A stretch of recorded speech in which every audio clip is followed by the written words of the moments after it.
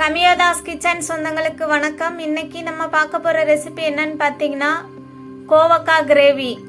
Variety ரைஸுக்கெலாம் பக்காவான காம்பினேஷனாக இருக்கும். நல்ல காரசாரமாக இந்த கிரேவி இன்னைக்கு நம்ம செய்ய போகிறோம்.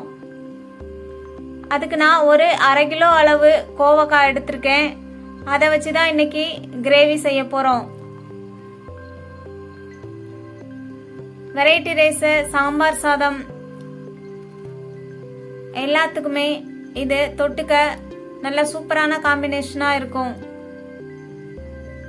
இந்த கோவக்காய் கிரேவியை எப்படி செய்யறதுன்னு வாங்க பார்க்கலாம். அதுக்கு ஃபர்ஸ்ட் நல்ல நீள் வாக்கில் கோவக்காயை கட் பண்ணி எடுத்துக்கோங்க. கட் பண்ணி எடுத்துட்டு இது போல் ஒரு பாத்திரத்தில் சேர்த்துட்டு 1 டேபிள் ஸ்பூன் அளவு உப்பு சேர்த்து நல்லா கலந்து விட்டுக்கோங்க. ஒரு 15 மினிட்ஸுக்கு அப்படியே ஊற வச்சு இது மாதிரி நல்லா குலுக்கி விட்டு வச்சுக்கோங்க. அதுக்கப்புறம் ஒரு கடாயை எடுத்துட்டு அதில் ஒரு 5 டேபிள் ஸ்பூன் அளவு நல்லெண்ணெய் சேர்த்துட்டு 1 டீஸ்பூன் அளவு கடுகு உளுந்தும் சேர்த்துக்கோங்க. கோவக்காயை நம்ம நல்லா உப்பு போட்டு ஊற வச்சிருந்தோம்ல, அதை தண்ணி ஊற்றி நல்லா 4-5 டைம் வாஷ் பண்ணி தனியாக எடுத்து வச்சுக்கோங்க. இப்போ கடுகு நல்லா பொரிஞ்சு வந்ததுக்கப்புறம் வெங்காயத்தை சேர்த்து நல்லா வதக்கிக்கலாம்.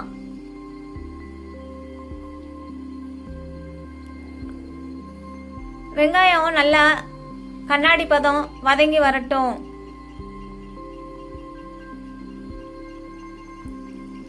கோவக்காயில இருக்கிற அந்த கொஞ்சம் ஜெல்லியான பதம்லாம் போறதுக்காக தான் நம்ம உப்பு போட்டு ஊற வச்சிருந்தோம்.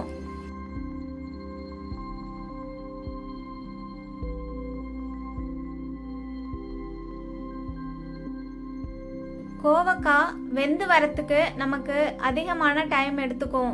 அது மட்டும் இல்லாமல் நம்ம அதை சிம்லே வச்சு நல்லா வேக வச்சு எடுக்கணும். இப்போ வெங்காயம் நல்லா வதங்கி வந்ததுக்கு அப்புறமா நம்ம உப்பு போட்டு நல்லா ஊற வச்சுட்டு வாஷ் பண்ணி எடுத்து வச்சிருக்க 1/2 கிலோ அளவு கோவக்காயும் இது கூட சேர்த்து நல்லா கலந்துக்கலாம். இந்த கோவக்காய் சுகர் பேஷண்ட்டுக்கெலாம் ரொம்பவே ஹெல்த்தியானது. வாரத்துக்கு ஒரு முறை இந்த கோவக்காய் எடுத்துக்கிறது உடம்புக்கு ரொம்பவே நல்லது. கோவக்காய் கொஞ்சம் வதங்கி வந்ததுக்கப்புறம் நம்ம மசாலா சேர்த்துக்கலாம். 1 டீஸ்பூன் அளவு காஷ்மீரி மிளகாய் பொடி, 1 டீஸ்பூன் கல்லுப்பு, 1/2 டீஸ்பூன் மஞ்சள் பொடி, நம்ம வீட்டிலேயே அரைச்ச மிளகாய் தூள் 3 டேபிள் ஸ்பூன் அளவு எடுத்திருக்கேன். கோவக்காய் கிரேவியை கொஞ்சம் காரசாரமாக செஞ்சோம்னா வெரைட்டி ரைஸ் கூட தொட்டுட்டு சாப்பிடும்போது நல்லா டேஸ்டியாக இருக்கும்.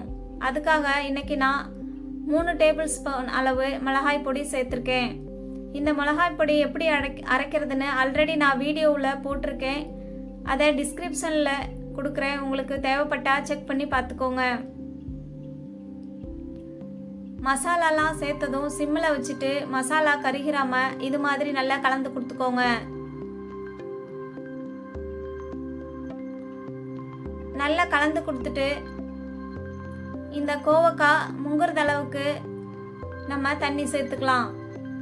நான் 1/2 லிட்டர் அளவு தண்ணி சேர்த்துருக்கேன்.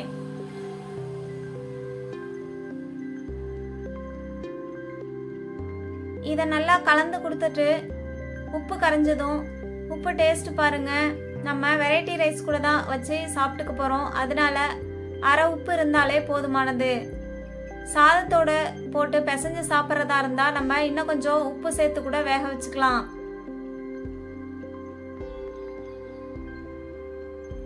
எனக்கு உப்பு கரெக்டாக இருந்தது. அதனால நான் மூடிட்டு வேக வச்சு எடுத்துக்க போகிறேன். சிம்மிலேயே வச்சு நல்லா வேக வச்சு எடுத்துக்கிட்டேன். இப்போ பாருங்கள், நல்லா கொதிச்சு வந்துட்டு தண்ணியெல்லாம் நல்லா அப்சர்வ் பண்ணிட்டு பாதி அளவு வெந்து வந்திருக்கு. நான் மறுபடிக்கும் மூடிட்டு சிம்மிலே வச்சுட்டு இன்னும் கொஞ்சம் நேரம் வேக வச்சு எடுத்துக்க போகிறேன்.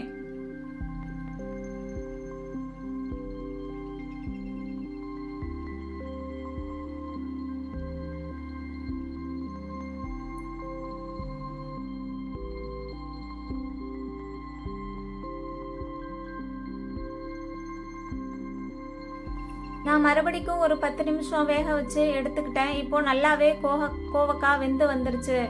இது கூட கொஞ்சம் போல் கொத்தமல்லி இலைகள் தூவி விட்டுட்டு 1 கொத்து அளவு கருவேப்பிலையும் சேர்த்து கலந்துட்டு ஸ்டவ்வை ஆஃப் பண்ணிக்கோங்க. எனக்கு இந்த 1/2 கிலோ கோவக்காய் வெந்து வரத்துக்கு 1/2 மணி நேரம் ஆயிடுச்சு. 1/2 மணி நேரத்துக்கு அப்புறமா நல்ல சூப்பராக பர்ஃபெக்டான ஒரு கோவக்காய் கிரேவி ரெடி ஆயிடுச்சு. பாருங்க, பார்க்கறதுக்கே நல்ல கலர்ஃபுல்லாக சூப்பராக இருக்குல்ல. இதை சாப்பிட்றதுக்கும் அவ்வளோ டேஸ்டியாக இருந்தது.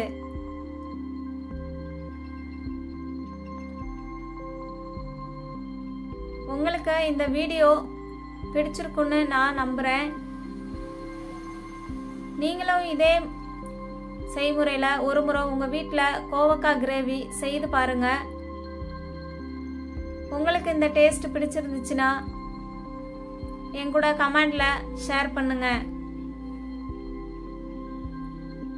கண்டிப்பாக உங்களோட எக்ஸ்பீரியன்ஸை என் கூட கமெண்டில் ஷேர் பண்ண மறந்துடாதீங்க.